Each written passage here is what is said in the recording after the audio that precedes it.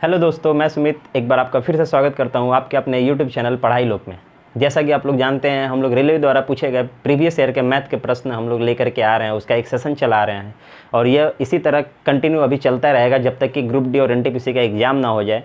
और हम लोग इसको लगातार चलाते रहेंगे और अच्छे अच्छे प्रश्नों के साथ आप लोगों को मैं कुछ अच्छा नॉलेज, मतलब बिना फार्मूला का मैथ, मतलब 20 से 25 फार्मूला में पूरा मैथ खत्म करने का मैं गारंटी दे सकता हूँ। और इस चीज़ का भी गारंटी दे सकता हूँ, आप अगर 2 प्रश्न तक कभी रुक जाते हैं तो आप पूरा लास्ट तक इस वीडियो को ज़रूर देखेंगे, क्योंकि मैं उस क्वालिटी को लेकर के आया हूँ जो सब जगह नहीं मिलते आपको। मैथ का मतलब कि 20 से 25 फार्मूला में पूरा सिलेबस कंप्लीट करा सकता हूँ मैं, इसकी मैं वारंटी नहीं गारंटी देता हूँ। और आपको अगर विश्वास ना हो तो आप लोग 10 मिनट टाइम निकाल के सिर्फ 2-3 प्रश्न करें। अगर आपको ना लगे तो आप लोग आगे मत जाइए, आप वीडियो रोक सकते हैं। और अगर आपको लगे कि हाँ अच्छे क्वेश्चन हो रहे हैं, अच्छे तरीक़ा से हो रहे हैं, आपको समझ में आ रहे हैं, तो आप वीडियो को अंत तक ज़रूर देखेंगे। और बिना किसी देरी के हम लोग चलते हैं प्रश्न की दुनिया में। और आपके स्क्रीन पे पहला क्वेश्चन दिख रहा होगा और हम लोग चलते हैं पहले प्रश्न की ओर।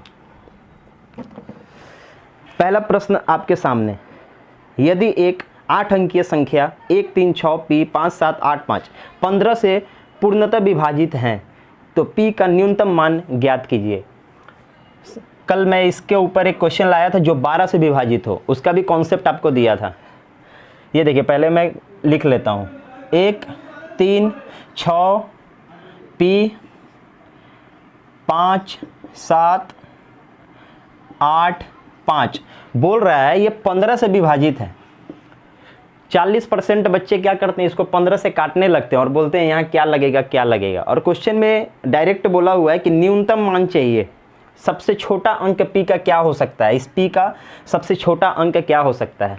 तो 5 को अगर हम ब्रेक करें तो हम लोग लिख सकते हैं 5 गुने 3, 5 गुने 3, तो 5 गुने 3 लिख सकते हैं। तो 5 से काटने का उपाय मतलब तरीका कुछ और है और 3 से काटने का तरीका कुछ और है। 5 से कौन सा अंक कटता है आप बताइए। जिसके अंत में 5 और 0 हो, कोई भी संख्या जिसके अंत में 5 और 0 हो वो 5 से कटेगा, अन्यथा वो 5 से नहीं कटेगा। 1 2 4 3 ये सब जिसके अंत में होता है वो 5 से नहीं कटता है। तो इसके लास्ट में आप देखिए 5 है ना, 5 है ना, मतलब कि 5 से तो ये कटता है, 5 से तो कटता है एकदम 100%। अब बचा 3। 3 का एक फंडा है, देखिए ध्यान से क्या होता है। इस यूनिट डिजिट को अगर जोड़ दें सबको, जैसे ये 8 5 7 5 6 3 1 P, इन सब को जोड़ दे और उसका जो जोड़ होगा वो अगर 3 से कट जाए मतलब वो संख्या 3 से कटेगी। तो चलिए इसको जोड़ के देखते हैं। 3 1 4 6 4 10 10 5 15 15 7 22 22 8 30 30 5 35 35 हुआ ना इसको जोड़ने से। P अभी बचा हुआ है, P अभी बचा हुआ है। अब देखिए 35 में वह छोटा से छोटा संख्या कौन सा जोड़ दे कि 3 से कट जाए। तो हम बोलेंगे कि इसमें अगर 1 जोड़ देते हैं तो 35 एक 36 हो जाएगा, जो कि 3 से आराम से कट जाएगा 12 बार में। मतलब कि हम लोग बोल सकते हैं कि P का वैल्यू न्यूनतम वैल्यू 1 है।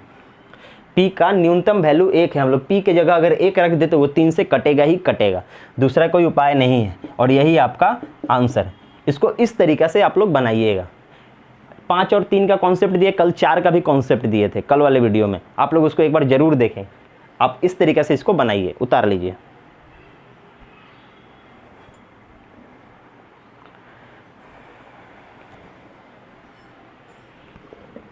ऑफलाइन वीडियो है, आप लोग इसको रोक करके लिख लीजिएगा। ये देखिए अगला प्रश्न ग्रुप डी 2018 में पूछा गया। रथीन की वर्तमान उम्र 16 वर्ष है जबकि उसके चचेरे भाई का वर्तमान उम्र 7 वर्ष है। कितने वर्षों के बाद रथीन की उम्र उसके चचेरे भाई के उम्र के 1.5 गुना हो जाएगी। ये देखिए इसको बनाएंगे कैसे, एग्जाम हॉल में कैसे, आपका मतलब कि आप कॉन्सेप्ट कैसे लगाएंगे, कैसे इसको स्टार्ट करेंगे। रथीन बोला है ना, रथीन का R सिर्फ लिखिए, इसका एक चचेरा भाई है, आप खाली B लिखिए, ठीक है, ये लिखे। अब बोल रहे इसका उम्र है 16 साल, 16 साल, और इसके चचेरे भाई का उम्र कितना है 7 साल, ठीक है। अब बोले कितने सालों के बाद, अगर पहले बोलता तो माइनस और बाद बोलेगा तो प्लस, तो दोनों में जोड़ देंगे x की 1 से साल के बाद। हमको मालूम नहीं है कितना साल के बाद, तो हम बोल दिए 1 से साल के बाद। अगर बोलता है कि कितने साल पहले तो हम लोग 1 से घटा देते हैं। मान लीजिए अभी मेरा प्रेजेंट उम्र 25 है, अब बोलेंगे कि 5 साल बाद मेरा कितना होगा, तो बोलेंगे 30, मतलब बाद मतलब क्या, जोड़ देंगे, तो 5 साल बाद तो 25 + 5 30 हुआ। अगर बोलते 5 साल पहले मेरा उम्र कितना था, तो हम बोलते कि 20। कैसे, तो 25 से 5 घटा देते। तो अभी बोला है कि कितने सालों के बाद, इसलिए हम लोग क्या करेंगे, जोड़ देंगे। जोड़ दिए, पता नहीं कितने सालों के बाद, तो हम लोग बोले x साल के बाद। बोला क्या बोला, रथीन की उम्र चचेरे भाई का 1.5 गुना हो जाएगा। तो चचेरा भाई ये है, ये अगर 1 है तो ये 1.5 गुना हो जाएगा, ये अगर 1 है तो ये 1.5 गुना हो जाएगा। ये पॉइंट यहाँ से हटा दे तो ये नीचे 10 हो जाएगा। इसको अगर छोटा कर ले तो ये 3/2 हो जाएगा। तो क्या हम लोग डायरेक्ट लिख सकते हैं 3/2, 3/2, ठीक है। अब देखिए, इसको सॉल्व करने का तरीका पहले वाले वीडियो में दिखाया हूँ, लेकिन फिर एक बार करके दिखाता हूँ। जब एक साइन होता है तो माइनस करिएगा। क्या बोल रहा हूँ अभी समझ में नहीं आ रहा, अभी बनाऊंगा तो समझ में आएगा। जब एक साइन रहे, एक साइन एक जैसा साइन, जैसे प्लस प्लस तो घटेगा, प्लस प्लस तो घटेगा। अलग अलग साइन रहे तो उसको जोड़ देते हैं। तो अब देखिए हम कैसे बनाएंगे, 16 दूना 32, 32 और 7 तिया 21, 7 तिया 21। तो 32 और 21 एक ही साइन है, घटा देंगे। तो 32 में से 21 घटाएंगे तो लिखेंगे 11 और बराबर, देखिए 2x, 2x और ये 3x, 3x। तो 3x से 2x घटा देंगे तो x, मतलब कि x का वैल्यू निकला 11। डायरेक्ट ऐसे बनाइएगा आप लोग। अगर नहीं समझ में आया तो पहले का वीडियो जरूर देखिएगा। तो x का वैल्यू हम लोग डायरेक्ट निकाले 11, ठीक है। इसको हम लोग करते क्या है, नॉर्मली देखिए हम लोग अगर इसको सॉल्व करते हैं तो इससे इसको करते हैं 16 दूना 32 प्लस 2x, फिर बोलते हैं इक्वल टू, फिर बोलते हैं 7 तिया 21 प्लस 3x, फिर करते क्या है, x वाले को एक साइड और बिना x वाले को एक साइड। तो ये देखिए, ये इधर जाएगा तो घट जाएगा, ये इधर जाएगा तो घट जाएगा। इसी को क्या किया हम, डायरेक्ट किए। 7 तिया 21, 16 दूना 32, 32 से 21 घटा दिए, लिखे 11। बोले 2x, 3x, 3x से 2x घटा दिए, लिखे x, मतलब x का वैल्यू निकला 11। अब देखिए आगे सवाल क्या बोलता है, आगे सवाल बोलता है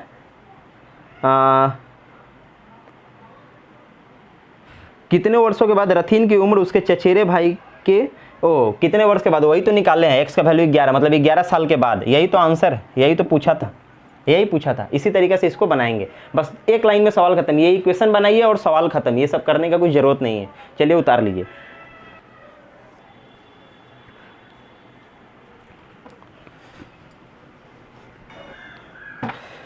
अगला सवाल देखिए, धारा के विरुद्ध जाते हुए एक नाविक को 40 किलोमीटर की दूरी को तय करने में 8 घंटे लगते हैं, जबकि धारा के साथ चलने में इसी दूरी को तय करने में सिर्फ उसे 5 घंटे लगते हैं। शांत जल में नाविक की गति क्या होगी। ये देखिए, इसका पूरा कॉन्सेप्ट एक ही सवाल में क्लियर कर देता हूं मैं। धारा के विरुद्ध मतलब क्या होता है ये बताइए।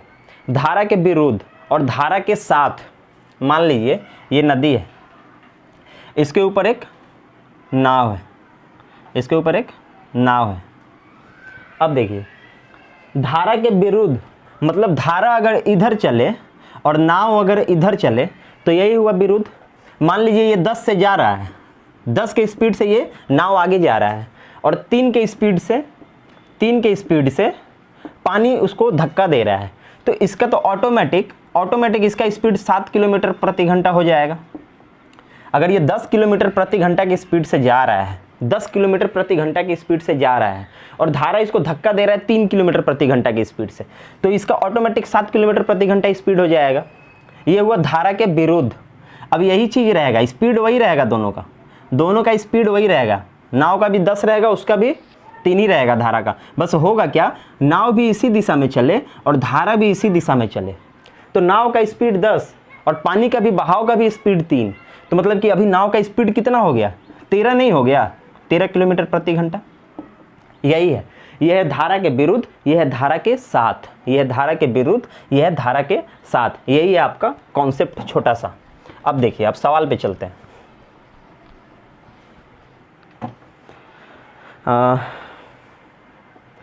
सवाल है, धारा के विरुद्ध जाते हुए एक नाविक को, अब देखिए पहले एक और चीज़ देख लीजिए। ये सवाल जब भी नाव और धारा का बनाएंगे तो x जो है ना, और y जो है ये दो चीज़ मानेंगे ही मानेंगे। x बोलते हैं नाव को, बोट को, x जो है वो नाव है। x किसका स्पीड बताएगा? नाव का स्पीड बताएगा। y किसका स्पीड बताएगा? तो धारा का स्पीड बताएगा, स्ट्रीम का स्पीड बताएगा। x किसका स्पीड बताता है? नाव का। y किसका स्पीड बताता है? तो धारा का। अब देखिए, अब बोल रहा है धारा के विरुद्ध, मतलब अगर नाव का गति x है, धारा का गति y है और विरुद्ध काम करेगा, मतलब कि घट जाएगा स्पीड। अभी समझाए थे, घट जाएगा, मतलब कि x माइनस वाई दिया हुआ है। धारा के विरुद्ध नाव की गति में 40 किलोमीटर की दूरी तय करने में 8 घंटा लगता है। 40 किलोमीटर की दूरी 8 घंटा में तय करता है, तो 1 घंटा में कितना करता है? 5 किलोमीटर। 5 किलोमीटर यही हुआ, x माइनस वाई 5 किलोमीटर। 8 घंटा में 40, तो 1 घंटा में कितना? 8 घंटा में 40, तो 1 घंटा में कितना? 1 घंटा। स्पीड किसी का 1 घंटा का निकालते हैं, पर आवर या पर सेकेंड। 1 सेकंड में कितना चला और 1 घंटा में कितना चला, वही होता है स्पीड। तो अभी अगर हम स्पीड निकालेंगे तो 1 घंटा का निकालेंगे, क्योंकि 8 घंटा में 40, तो 1 घंटा में कितना। ठीक है, अब देखिए दूसरा बोला है जबकि धारा के साथ चलने पे, मतलब कि इसका स्पीड और इसका स्पीड, दोनों का स्पीड साथ चलने पे, मतलब प्लस 60 साथ चलने से, मतलब कि नाव भी उधर ही जा रहा है, धारा भी उधर ही जा रहा है, दोनों का स्पीड जुड़ जाएगा, इसलिए जोड़ दिए। ठीक है, नाव का स्पीड और पानी का स्पीड, धारा का स्पीड, दोनों को जोड़ दिए। तो धारा के साथ इसी दूरी को तय करने में 5 घंटे लगते हैं, मतलब यही 40 किलोमीटर को तय करने में 5 घंटा लगता है। तो 1 घंटा में कितना किलोमीटर? यही ना था, 1 घंटा में 1 किलोमीटर, 8 किलोमीटर। 5 घंटा में 40 किलोमीटर, तो 1 घंटा में कितना? 8 किलोमीटर। बस बस बस। अब देखिए इस इक्वेशन को सॉल्व करिए और आंसर खत्म। इसको मिटा देता हूँ, डायरेक्ट यही लिख देता हूँ, x minus Y is equal to 5 kilometre और x प्लस वाई 8 किलोमीटर। अब इस इक्वेशन को सॉल्व करेंगे, साइन कर दीजिए, चेंज नहीं करना होगा। ये देखिए प्लस माइनस है, इसको काट दिए। ठीक है, इसको काट दिए। यहाँ बचा 2x बराबर 8 5 13, तो x बराबर 6.5 किलोमीटर प्रति घंटा। तो नाव का गति कितना है? 6.5 किलोमीटर पर घंटा। 6.5 किलोमीटर पर घंटा। x का वैल्यू, x किसका होता है हमें अभी बताएं। x का स्पीड जो है वो नाव का स्पीड है, तो x का मतलब 6.5 किलोमीटर, मतलब कि नाव का स्पीड कितना है? 6.5 किलोमीटर। अब एक चीज़ देखिए, यहाँ पे अगर इस इक्वेशन को उठा लेते हैं, इस इक्वेशन को उठा लेते हैं, x minus Y is equal to 5 kilometre, x minus Y is equal to 5 kilometre per hour. तो x के जगह अगर 6.5 रख दे, 6.5 रख दे, तो इसको अभी उधर भेजेंगे, इसको उधर भेजेंगे। ये देखिए minus Y is equal to 5 minus 6.5, 5 minus 6.5। अब ये देखिए minus Y is equal to minus 1.5। ठीक है, माइनस से माइनस कट गया, तो यहाँ से y का वैल्यू निकल गया कि y इज इक्वल टू 1.5।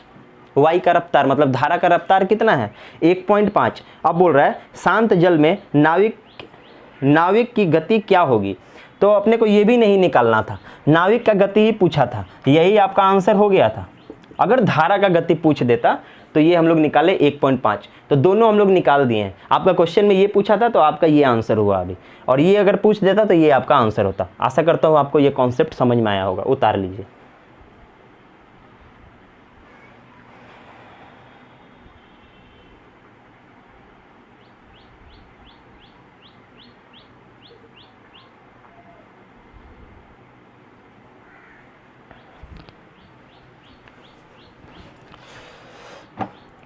अगला प्रश्न है आपके सामने, 5 मीटर ऊंचे किसी प्लेटफॉर्म से, 5 मीटर ऊंचे किसी प्लेटफॉर्म से का बहुत बड़ा महत्व है।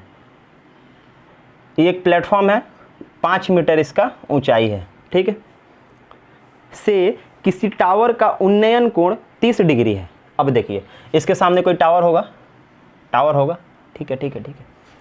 अब इसका जो इसके साथ उन्नयन कोण है वो 30 डिग्री है, मतलब कि यहाँ से इसको अगर जोड़ दे तो ये होता है अवनयन कोण और ये होता है उन्नयन कोण। तो उन्नयन कोण दिया है 30 डिग्री, इसको चलिए मिला देते हैं। अब निकलेगा यहाँ से ये 30 डिग्री। ठीक है, 30 डिग्री उन्नयन कोण। अब यहाँ देखिए प्लेटफॉर्म से बोला था, आप बोलेंगे यहाँ से क्यों नहीं खींचा, क्योंकि तल तो बोला नहीं था, बोला था प्लेटफॉर्म से, 5 मीटर ऊंचे प्लेटफॉर्म से, मतलब ऊपर से, ठीक है। अब बोला है यदि प्लेटफॉर्म और टावर के बीच की दूरी 40√3 है, ये 40√3 है, तो ये भी 40√3 ही होगा। तो टावर की ऊंचाई कितनी होगी, ये देखिए, ये 5 है तो ये भी 5 होगा, 5 होगा, ये 5 है तो ये भी 5 होगा, ठीक है। अगर हम ये वाला निकाल लें तो दोनों जोड़ के बता देंगे, दोनों जोड़ के बता देंगे कि टावर का ऊंचाई कितना है, तो ये निकालना है, ठीक है। अब देखिए ये नीचे का भूल जाइए, इसको अभी भूल जाइए, ये देखिए ये वाला, ये तो 90 डिग्री है, ये हाइपोटेनस है, ये परपेंडिकुलर है और ये बेस है, ठीक है। इसका ये निकालना है मेरे को, तो जिसको नहीं आता है ट्रिग्नोमेट्री वो भी सीख जाएगा। अभी देखिए इतना तो पता है, पंडित बद्री प्रसाद हर हर बोल, ये चीज़ सब जानते होंगे। ये होता है साइन, ये होता है कॉस, ये होता है टैन, ये होता है कॉसेक, ये होता है सेक और ये होता है कॉट, ठीक है। इतना तो पता है। P/H मतलब परपेंडिकुलर बाई हाइपोटेनस साइन होता है, बेस बाई हाइट कॉस होता है, हाइपोटेनस कॉस होता है, परपेंडिकुलर बाई बेस टैन होता है। यही उल्टा कर दे, हाइपोटेनस बाई परपेंडिकुलर कर देंगे तो कॉसेक होता है, हाइपोटेनस बाई बेस कर देते हैं तो सेक होता है, और बेस बाई परपेंडिकुलर करते हैं तो कॉट होता है। ये कॉन्सेप्ट तो सिर्फ पता होगा, बस बन जाएगा। अब देखिए यहाँ हम, मेरा ये बेस दिया है, परपेंडिकुलर निकालना है, तो बेस और परपेंडिकुलर का देखिए रिलेशन, तो टैन से रिलेशन है ना, परपेंडिकुलर और बेस, तो हम लोग बोलेंगे tan 30 degree is equal to, अब देखिए यहाँ बनाते हैं, इसको मिटाइए, हम लोग लिखेंगे tan से रिलेशन है, tan 30 डिग्री दिया है ना, 30 degree is equal to tan का क्या होता है P/B, और P और B दिया हुआ है, P निकालना है तो P लिखिए, बेस दिया है 40√3, लिखेंगे 40√3। इसका वैल्यू क्या होता है, tan 30 का वैल्यू क्या होता है, तो हम बोले 1/√3, आप लोग को भी याद होगा, नहीं होगा तो याद कर लीजिएगा, छोटा सा टेबल है, 1/√3 बराबर P/40√3, ये देखिए 40√3, इसको ऊपर ले जाएंगे, इधर गुना करेंगे तो √3 से √3 तो ऐसे ही कट जाएगा, नीचे ही नीचे काट दीजिए ना, तो हम लोग डायरेक्ट बोलेंगे P = 40, मतलब ये परपेंडिकुलर जो निकाले ये हम लोग 40 निकाले। बोला है इस ये जो ये है टावर है, इस टावर की ऊंचाई कितनी होगी, तो टावर का ऊंचाई ये पूरा है ना, ये पूरा ही तो टावर का ऊंचाई है, तो टावर का ऊंचाई कितना होगा, हाइट = 40 ये वाला और 5 ये वाला, 45 मीटर, और यही आपका आंसर हो गया। बस इस तरीक़ा से इसको आप बनाइए, उतारिए।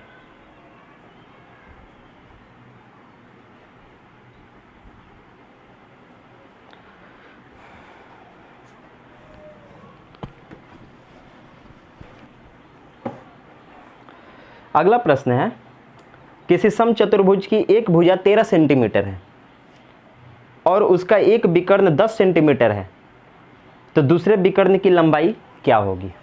ये देखिए ऐसा हम 2 सवाल ऑलरेडी करा चुके हैं। मान लीजिए ये समचतुर्भुज है, ये समचतुर्भुज है, इसका विकर्ण बोला है, ये एक खींचे और ये एक खींचे, ठीक है। अब पहले ये देखिए, थोड़ा सा कॉन्सेप्ट आप लीजिए, इसका साइड तो दे दिया है 13, अगर ये 13 तो ये भी 13, ये भी 13, ये भी 13, ठीक है। अब देखिए ये समचतुर्भुज का जो ये डायगोनल होता है, विकर्ण होता है, एक दूसरे को बराबर बराबर काटता है, नहीं समझे, मतलब कि ये जो लाइन है दोनों विकर्ण है, ये एक दूसरे को बराबर बराबर काटता है, आधा इधर आधा इधर, आधा इधर आधा इधर, समझ रहे हैं। और दूसरा कॉन्सेप्ट, ये जो बीच में जो बनता है ना, ये 90 डिग्री का कोण बनता है, चारों कोई भी ले लें आप, ये सब 90 डिग्री का कोण बनाता है एक दूसरे के ऊपर। अब देखिए क्या बोला, उसका एक विकर्ण 10 सेंटीमीटर है, मान लेते हैं ये वाला चाहे ये वाला कोई भी एक, मान लीजिए ये वाला 10 सेंटीमीटर है। अभी हम बोले बराबर बराबर काटता है, तो इधर वाला 5 और इधर वाला 5 नहीं हुआ, हाँ। अब देखिए ये तीनों आप भूल जाइए, ये भूल जाइए, ये भूल जाइए, ये भूल जाइए, किसी एक को लीजिए।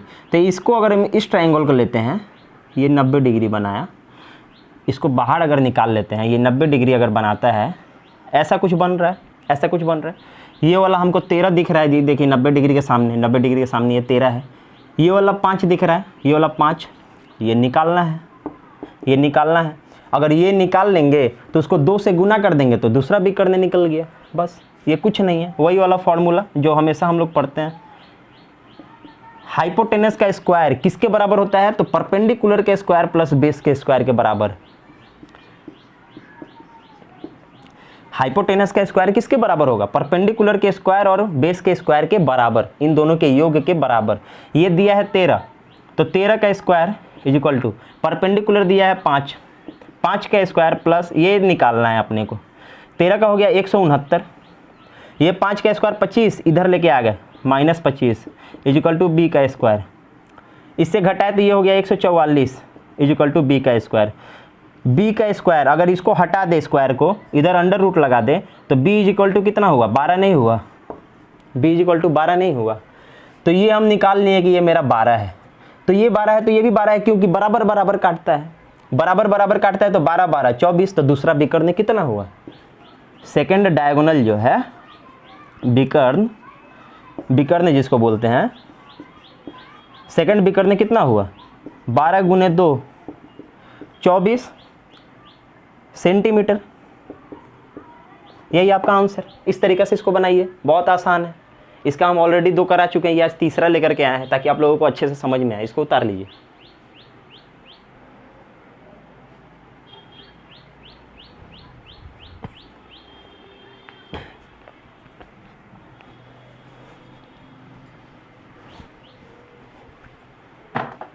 अगला सवाल क्या कहता है? एक ट्रेन 375 मीटर लंबे प्लेटफॉर्म को 27 सेकंड में पार कर लेती है। यदि ट्रेन की गति 70 किलोमीटर प्रति घंटे है तो ट्रेन की लंबाई क्या होगी? चलिए कुछ कॉन्सेप्ट देते हैं आज। मान लीजिए ये एक पोल है, पोल है, ठीक है, ये एक पोल है और ये एक प्लेटफॉर्म है, ये एक प्लेटफॉर्म है। दोनों का आप कॉन्सेप्ट देखिए। कभी कभी सवाल में बोलता है ट्रेन एक पुल को पार किया, ट्रेन एक व्यक्ति को पार किया, ट्रेन एक मतलब कि पेड़ को पार किया। ऐसा ऐसा प्रश्न जो आता है उसमें क्या होता है ये देखिए। मान लीजिए ट्रेन है, ट्रेन है, ये ट्रेन इधर से आया, ये पोल यहाँ पे है, पोल स्टार्ट हुआ, चल रहा है, चल रहा है, टाइमिंग चालू है 1 second, 2 second, 3 second, 4 second, 5 second, 10 second. देख रहा है कि 10 सेकंड के बाद ये पोल को पार किया, पोल को, आदमी को, पेड़ को, किसी भी चीज़ को 10 सेकंड में पार किया। मतलब क्या हुआ? मतलब ये हुआ कि वो जो 10 सेकंड में पोल को पार कर रहा है, आदमी को पार कर रहा है, या 10 सेकंड में एक पेड़ को पार कर रहा है, इसका मतलब हुआ कि वो 10 सेकंड में सिर्फ अपना दूरी पार किया है, सिर्फ अपना दूरी पार किया है, सिर्फ ट्रेन का जो लंबाई होगा वो पार हुआ है। वही अगर प्लेटफॉर्म आ जाए, प्लेटफॉर्म आ जाए, तो मान लीजिए यहाँ से ये ट्रेन आ रहा है, ट्रेन तो यहाँ एंटर कर दिया, प्लेटफॉर्म में एंटर कर दिया, टाइमिंग हो गया स्टार्ट, 1 2 3 4 5 6 7 8 9 10 11 12। ये देखिए इंजन निकल गया, इसका मतलब क्या है? इसका मतलब क्या है? ट्रेन निकल गया? नहीं, ट्रेन नहीं निकला अभी। अभी ये देखिए और बढ़ते गए 20 25 30, देख रहे 30 सेकंड में ट्रेन पार हुआ, ट्रेन का लास्ट डब्बा जो था वो पार हुआ।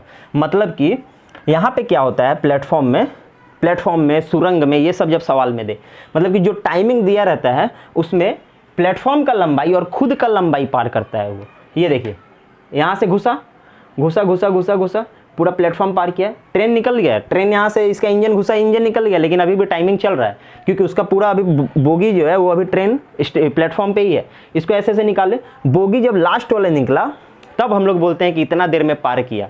मतलब कि पोल, आदमी, पेड़, ये सब जब पार करता है तो ट्रेन सिर्फ खुद का लंबाई पार करता है, लेकिन जब प्लेटफॉर्म को पार करता है, एक सुरंग को पार करता है, तो ट्रेन खुद का लंबाई और प्लेटफॉर्म का लंबाई, दोनों का लंबाई पार करता है। आते हैं अगले सवाल में।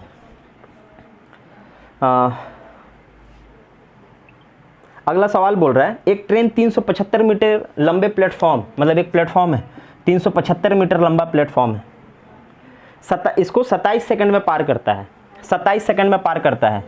तो 27 सेकंड में क्या 375 मीटर पार करता है? नहीं, खुद का भी तो लंबाई पार करता है, उसका खुद का लंबाई तो दिया नहीं है। अब बोलता है ट्रेन की गति जो है 70 किलोमीटर प्रति घंटे है, तो ट्रेन की लंबाई क्या होगी? मतलब ट्रेन का स्पीड दिया है, ट्रेन का स्पीड दिया है 70 किलोमीटर प्रति घंटे, 70 किलोमीटर प्रति घंटे। तो ये 70 किलोमीटर प्रति घंटा है, यहाँ अपने को मीटर में निकालना है। तो किलोमीटर पर घंटा से अगर मीटर पर सेकंड में जाना है, मीटर पर सेकंड में जाना है, तो क्या बोले थे, बड़ा वाला से छोटा वाला में जाना है। तो ये 18/5 जो है ये 5/18 हो जाता है, 5/18 हो जाता है। ये 18/5 और 5/18 जो है ये किलोमीटर से मीटर और मीटर से किलोमीटर प्रति घंटा में हम लोग चेंज करते हैं। तो ये देखिए, बड़ा वाला से छोटा वाला में चेंज करना है ना, तो 5/18 से गुना करते हैं, और छोटा वाला से बड़ा वाला में अगर चेंज करेंगे तो 18/5 से गुना करेंगे। तो ये मेरा 70 किलोमीटर प्रति घंटा दिया हुआ है, मतलब बड़ा वाला दिया है, हमको मीटर में जाना है, मीटर में जाना है मतलब इसमें जाना है, तो किससे गुना करेंगे, 5/18 से। तो इसमें 5/18 से हम गुना किए, ठीक है। इससे अगर गुना करके काट फिट देंगे ना, तो आंसर आएगा कि 1 सेकंड में ट्रेन कितना चलता है, 1 सेकंड में ट्रेन कितना चलता है। तो हमको पता है कि ट्रेन मेरा 27 सेकंड चला है, तो हम डायरेक्ट गुना एक ही बार नहीं कर देंगे, काटना कम होगा, आसान होगा एकदम, मतलब कि एक बार में मेरा काम हो जाएगा। तो इसको 5/18 से गुना किए तो मेरा निकला 1 सेकंड में कितना जा रहा है। 27 से गुना कर दिए तो पता चलेगा कि 27 सेकंड में मेरा ट्रेन कितना मीटर जा रहा है। चलिए इसको काटते हैं, 9 दूना 18, 9 तिया 27 और ये 2 से 35 बार में। अब ये देखिए 35 और ये 3 मतलब 105। 105 को अगर 5 से गुना करें, 105 को अगर 5 से गुना करें तो ये होगा 5, 2, 5, 525 मीटर, ठीक है। 525 metre, 525 metre total train travel किया है। लेकिन हमको पता है कि 375 मीटर मेरा प्लेटफॉर्म है। प्लेटफॉर्म का लंबाई कितना है, 375। तो 525 टोटल वो ट्रैवल किया है, 375 अगर घटा दे तो हमको पता नहीं चल जाएगा कि मेरा ट्रेन का लंबाई कितना है। तो इससे अगर 375 घटा दे तो कितना हुआ, 25 और 125 मतलब 150, मतलब 150 मीटर मेरा क्या हुआ, ये ट्रेन का लंबाई है। और यही मेरा आंसर हो गया, यही पूछा था। तो इसी तरीके से इसको अपने बनाएंगे, उतार लीजिए।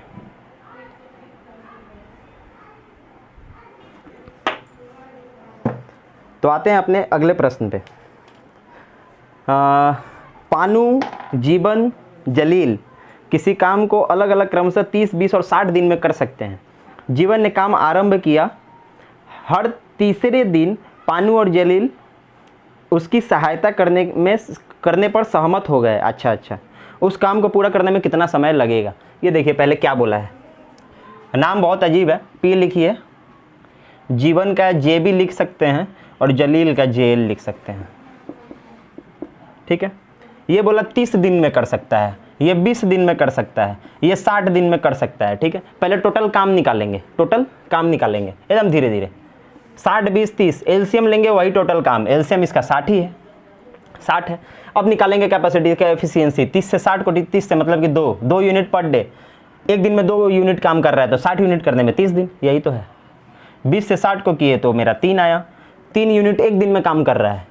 60 यूनिट काम करना है तो 20 दिन लगेगा, और 60 से 60 मतलब एक दिन में एक काम कर रहा है तो 60 काम करने में 60 दिन लग रहा है। यही एफिशिएंसी निकला, बस। अब देखिए क्या बोल रहा है, जीवन काम करना शुरू करता है और हर तीसरे दिन ये दोनों भी आ जाता है, ये दोनों भी आ जाता है, पानू और जलील, हर तीसरे दिन। तो अब देखिए ये पहले 2 दिन काम कर रहा है ना जीवन, ये जीवन 2 दिन काम कर रहा है, बोले जीवन 2 दिन काम कर रहा है तो एक दिन में 3 यूनिट काम करता है, एक दिन में 3 यूनिट, तो 2 दिन काम करेगा तो कितना यूनिट, 6 यूनिट, 6 यूनिट। तो जीवन जो है 2 दिन काम किया, 2 दिन काम किया 6 यूनिट, 2 दिन काम किया 6 यूनिट।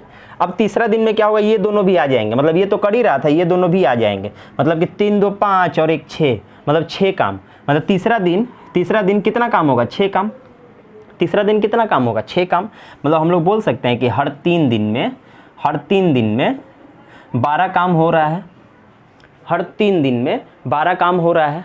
मेरा टोटल काम कितना है, 60, मेरा टोटल काम कितना है 60। तो ये देखिए 12 से 60 मतलब 5 गुना है ना, 5 गुना है ना, 12, 25, 60। तो इसको भी 5 गुना करिए, इसको भी 5 गुना करिए, मतलब 15 दिन में 60 काम ये लोग कर लेगा इस हिसाब से। तो हमारा आंसर जो हुआ वो हुआ 15 दिन। यही आपका आंसर, उतार लीजिए।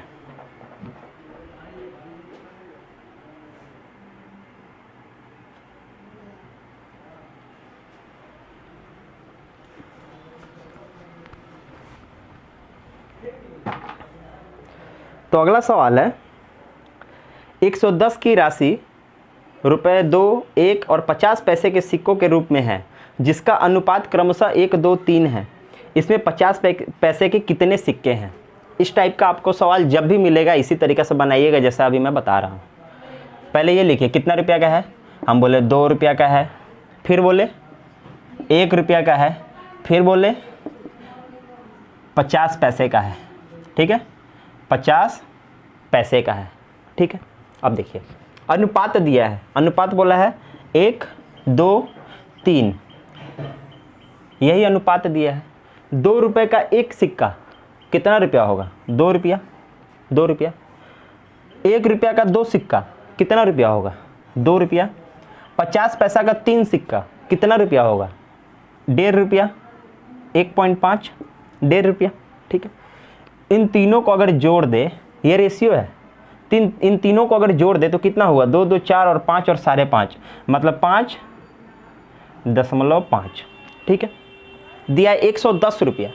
तो 110 रुपया जो है, 110 रुपया जो है वो 5.5 के बराबर नहीं है, इसी के ना बराबर पैसा है, इसी रेशियो के बराबर। रेशियो में क्या होता है? रेशियो जोड़ के और उससे हम लोग टोटल नंबर को डिवाइड करते हैं। तो यहाँ हम लोग को वैल्यू दिया था तो उससे पहले गुना किए, उसके बाद इसको जोड़ लिए, जोड़ने के बाद क्या किए? इससे डिवाइड कर दिए। टोटल 110 रुपया था, उसको 5.5 से डिवाइड कर लिए। और बोला है कि 50 पैसे के कितने सिक्के हैं, तो 50 पैसा का रेशियो कौन सा है? कौन सा है? ये वाला है ना, 3। तो हमको इससे डिवाइड करना है और वो कौन है वो बताना है, तो डायरेक्ट बोलेंगे 3 से गुना कर देते हैं। ये दशमलव यहाँ से हटा दिए, यहाँ एक तो 0 लगा दिए। ठीक है, 55 से देखिए ना, 20 बार में नहीं कटा, 55 दूना 110 है, एगो 0, 20 तियाँ 60। हम बोलेंगे कि 50 पैसा का जो सिक्का है वो 60 पीस है। कौन है? 60 गो। इस तरीक़ा से इसको आप बनाएंगे। इस तरीक़ा का जितना सवाल हो आप सब इसी तरीक़ा से ही बनाएंगे। यही एक कॉन्सेप्ट है। आप हमेशा उसको पहले ये कैलकुलेट करेंगे गुना करके, कितना का सिक्का कितना है, उसके बाद एक टोटल करेंगे। क्वेश्चन में जो अमाउंट दिया रहेगा वो हमेशा इसी के बराबर होगा, तो जो अमाउंट दिया रहेगा उसको ऊपर लिखेंगे और जो टोटल आपका आएगा उसको नीचे लिखेंगे, और जिसका पूछ दे आपको उसका रेशियो से गुना कर दीजिए। बस इसी तरीके से आप इसको बनाइए और इसका 60 आंसर लिखिए।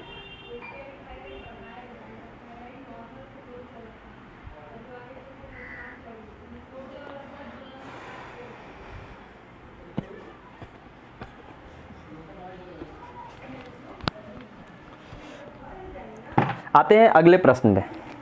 बोल रहा है सामू को एक परीक्षा को पास करने के लिए 40% अंक की आवश्यकता है। मतलब कि सामू जो है वो अगर 40% अंक ले आता है तो वो पास हो जाएगा। ठीक है, अब हुआ यदि वह 190 अंक प्राप्त करके भी 10 अंक से फेल हो गया। अच्छा ठीक है, तो परीक्षा कुल कितने अंकों की थी? अच्छा, वो कितना लाया है? 190 लाया है ना, कितना नंबर से फेल हुआ? हम बोले 10 नंबर से। अगर 10 नंबर उसका और आया रहता, मतलब कि 200 उसका आया रहता, तो वो पास हो जाता, पास हो जाता। और पास हो जाता तो अपने को पता है कि पासिंग मार्क्स तो 40% है, 40% है। मतलब कि 200 अगर 40% है तो टोटल मार्क पूछ रहा है, टोटल कितने का परीक्षा था, तो 100%। कोई भी चीज़ तो 100% होता है, तो 100% किसके बराबर है? 40% अगर 200 के बराबर है तो 100% किसके बराबर है? हम बोले डायरेक्ट 500 के। यही आपका आंसर। नहीं समझे? 200 जो है ये 40% के बराबर है ना, 40% के बराबर। अब ये देखिए 100% के बराबर चाहिए, यही ना किए। इसको 40 से इसको नहीं काटेंगे 5 बार में, 5 बार में 5 से 100 को गुना किए तो 500 नहीं हुआ, यही तो था। बनाइए इसको।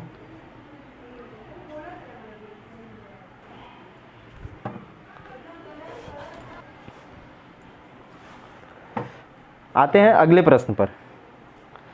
बोल रहा है आप एक बिंदु ए से बिंदु बी तक 45 किलोमीटर प्रति घंटे की गति से गाड़ी चला रहे हैं। आपका दोस्त बिंदु बी से बिंदु ए तक 53 किलोमीटर प्रति घंटे की रफ्तार से गाड़ी चला रहा है। यदि दोनों बिंदुओं के बीच की दूरी 1029 किलोमीटर है और आप दोनों एक ही समय पर आरंभ करते हैं तो एक दूसरे को पार करने में आपको कितने घंटे समय लगेंगे? इसमें 2 टाइप का सवाल होता है, दोनों टाइप अभी बैक टू बैक लाऊंगा। ये पहला टाइप, ये 2 जगह है A और B। यहाँ से हम चलना शुरू किए, हम चलना शुरू किए 45 के रफ्तार से, 45। इधर से मेरा एक दोस्त, मेरा एक मित्र आया, उधर से चालू किया, वो किया 53 के रफ्तार से, 53 का। हम 45 से जा रहे हैं, वो 53 से आ रहा है। बीच का दूरी दिया हुआ है, बोला 1029 किलोमीटर, ठीक है। तो 1029 किलोमीटर का दूरी है, दूरी कितना है 1029 किलोमीटर, ठीक है, 1029 किलोमीटर। हम 45 से इधर से जा रहे हैं और मेरा दोस्त 53 से इधर से जा रहा है, मतलब कि दोनों एक दूसरे के तरफ जा रहे हैं। दोनों एक दूसरे के तरफ जाएंगे तो जल्दी जाएंगे, जल्दी पहुंचेंगे, एक दूसरे से मिलेंगे जल्दी या फिर देर होगा मिलने में। अगर दोनों एक ही साइड में जा रहे हैं, मान लीजिए हम 50 से जा रहे हैं, ये 30 से जा रहा है, तो हम दोनों तो कभी मिलेंगे ही नहीं, क्योंकि उसको हर घंटे में 20 से पीछे छोड़ते चला जाऊँगा। पहला घंटा में 20, दूसरा घंटा में 40, तीसरा घंटा में 60, तो कभी नहीं मिलेंगे। लेकिन जब एक दूसरे के पास आ रहे हैं, वो भी उधर से आ रहा है, हम इधर से जा रहे हैं, तो एक दूसरे के पास अगर आ रहे हैं तो हम दोनों का स्पीड तो जुड़ जाएगा ना, तेज़ी से आएंगे, तेज़ी से एक दूसरे का। अगर वो नहीं आएगा, वो यहाँ खड़ा रहता, तो हम 45 से उसके पास पहुँच रहे होते। लेकिन वो अब खड़ा नहीं है, वो भी 53 से बढ़ रहा है, हम 45 से बढ़ रहे हैं, वो 53 से बढ़ रहा है, तो क्या दोनों के जोड़ के बराबर हम लोग का स्पीड नहीं हुआ? वही ना हुआ। तो टोटल डिस्टेंस है 1029, इसको अच्छा से लिखते हैं। टोटल डिस्टेंस है 1029 और रफ्तार कितना हुआ 53 और 45। 53 और 45 को जोड़ दीजिए तो 8 और 9 98 का रफ्तार हुआ, 98 का रफ्तार हुआ, यही ना। तो इससे अगर इसको डिवाइड दे दे तो क्या अपना आंसर नहीं आ जाएगा? 98 से काटिए ना, एक बार में 98, 0.5 आधा बार में, मतलब 10.5। तो कितना समय लगेगा? तो हम बोले 10.5 समय लगेगा, 10.5 समय लगेगा। यही आपका हुआ आंसर। अभी इसके बाद दूसरा टाइप वाला अभी मैं बता रहा हूँ।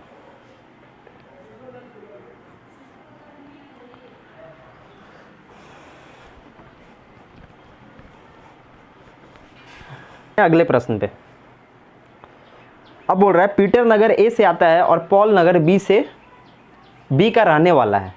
वह एक ही समय पर एक ही मार्ग से एक दूसरे के शहरों की ओर अपना यात्रा शुरू करते हैं। वे रास्ते पर कहीं मिलते हैं, अच्छा ठीक है, और अपनी यात्रा जारी रखते हैं। चलिए यहाँ तक हमको क्या समझ में आया? हमको समझ में आया कि ये दूरी है, ठीक है। यहाँ पॉल रहता है, पॉल नहीं, यहाँ पीटर रहता है, पीटी लिखते हैं, और यहाँ पॉल रहता है, ठीक है। ये इधर से चलना शुरू किया, ये इधर से चलना शुरू किया। अब बोलते हैं ये लोग कहीं मिला, मान लेते हैं कि यहाँ मिला दोनों, पीटर और पॉल दोनों यहाँ मिला। अब बोल रहा है और अपनी यात्रा जारी रखते हैं। पॉल से मिलने के बाद पीटर को अपने गंतव्य तक पहुंचने के लिए 13.5 घंटे का समय लगता है। मतलब पीटर तो यहाँ से चल रहा था, यहाँ पहुँचा, पॉल यहाँ पे मिला, और यहाँ से फिर जब वो यहाँ पहुँचा है शहर बी में, तो उसको लगता है 13.5 घंटे, 13.5 घंटे, ठीक है। अब निकालते हैं। जबकि पॉल को पीटर के शहर तक पहुँचने में लगते हैं 6 घंटे। अब देखिए, पॉल इधर से आ रहा था, पीटर यहाँ पे मिला, अब यहाँ से उसको यहाँ आने में उसको लगा 6 घंटा, उसको लगा 6 घंटा। अब बोला है अगर पीटर की गति 30 किलोमीटर, मतलब इसका जो गति है, वो 30 किलोमीटर, इधर क्यों लिख रहे हैं, इसका जो गति है पीटर का, उसका जो स्पीड है वो है 30 किलोमीटर प्रति घंटा, ठीक है। तो पॉल की गति कितनी होगी किलोमीटर प्रति घंटा में? मतलब कि इसका स्पीड पूछा है, पॉल का स्पीड पूछा है। इस टाइप का जब भी सवाल देखेंगे तो एक चीज़ आप समझ लीजिए, दोनों का पहले अनुपात निकालना पड़ता है, दोनों का रेशियो निकालना पड़ता है, दोनों का स्पीड का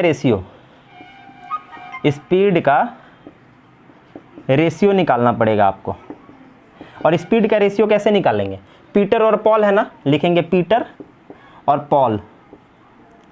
पॉल,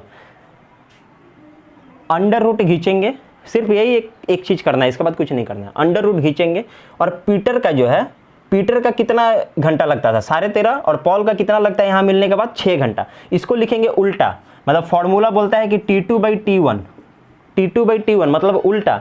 नाम तो सीधा है लेकिन लिखेंगे उल्टा, तो उल्टा लिखेंगे तो आप देख रहे हैं 13.5 और 6, मतलब कि इसका 6 है और इसका है 13.5। तो ये पॉइंट हटा देंगे तो यहाँ एक जीरो लगा दिए, ये मेरा कट रहा है 15 चौके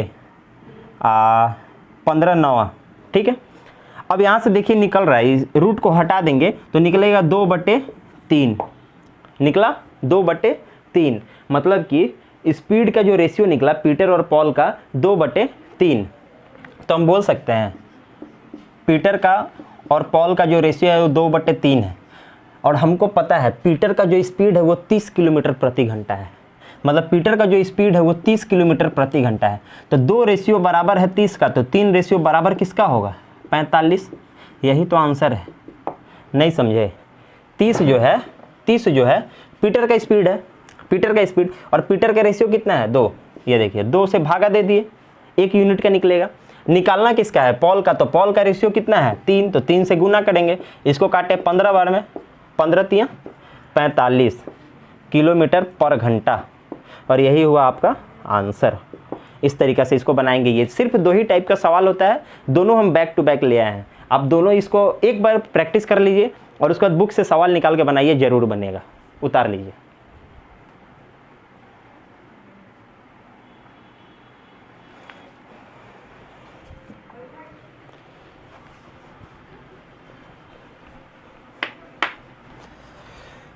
तो बढ़ते हैं आज के आखिरी सवाल पे। बोल रहा है किसी थैले में कुछ लाल, पीले और हरे टोकन रखे हैं। लाल को A से डोनेट किया है, पीला को B से और हरे को C से डोनेट किया है। यदि A/B 3 और 8 है और B/C 6 और 13 है तो तीनों का अनुपात कितना होगा? इस टाइप का सवाल जब भी मिले आप लोग ऐसे बनाइएगा। तीनों का पूछा है ना, लिखेंगे A B C, तीनों लिखें। AB का कितना दिया है? 3 और 8, 3 8, और BC दिया है 6 13, तो BC 6 13, ठीक है। अब क्या करेंगे, इसको जो जगह खाली है ना उसके बगल वालों को ही भर देते हैं। बस इसी तरीक़ा से हमेशा इसके बगल में जगह खाली है ना, इसके बगल में जगह खाली है ना, इसके बगल में, और इसके बगल में भी जगह खाली है। ये देखिए इसके बगल में जगह खाली है तो इसी को लिख देंगे 8, इसके बगल में जगह खाली है तो इसी को लिख देंगे 6। बस गुना करिए, 6 तियां 18, 6 8 48, 13 8 104, ठीक है। अब इसको काटेंगे तो कितना से कट रहा है? 2 से ही काटते हैं। 9 अनुपात, इसको काटे 24 अनुपात, और इसको काटे 52, ठीक है। 9 24 52, ऑप्शन डी आपका यही आंसर। इस टाइप का जब भी सवाल हो आप क्या करिए, जो बगल में जो जगह खाली रहता है उसी को बार बार भर दीजिए। यहाँ 8 था, यहाँ खाली था, उसी को भर दिए। यहाँ 6 था, यहाँ खाली था, उसी को भर दिए। उसके बाद इसको लाइन से गुना कर लीजिए और काट दीजिए, कटता है तो यही अनुपात निकला तीनों का। अगर सिर्फ इन दोनों का पूछता तो इसको कुछ नहीं करते, यहाँ भर लेते और इसको दोनों को गुना करते, इसको गुना करते, इन दोनों को काट देते, बोलते थे 9:52। किसी 2 का पूछता है या फिर तीनों का पूछता है, इसी टाइप का इसको पूछा जाता है। आप इसको उतार लीजिए।